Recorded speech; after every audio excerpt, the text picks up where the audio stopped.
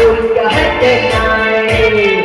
Em ơi ta nặng lấy uống cho thầy, để ngày mai đây mình chia tay, quên đi ân tình nồng say.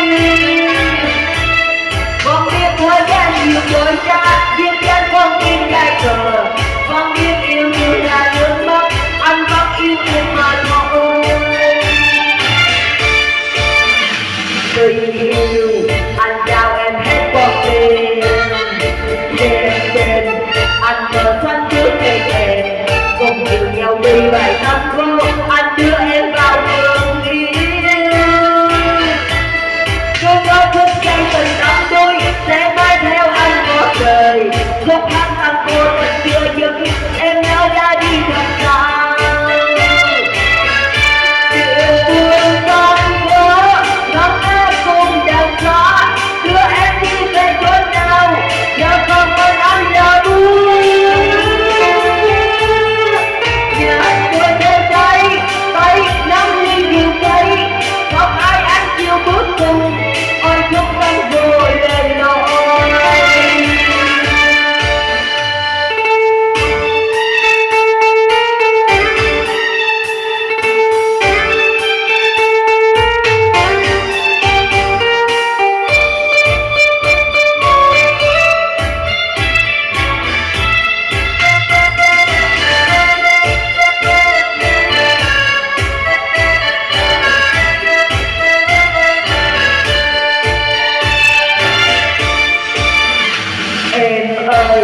Ta vui cho hết đêm này.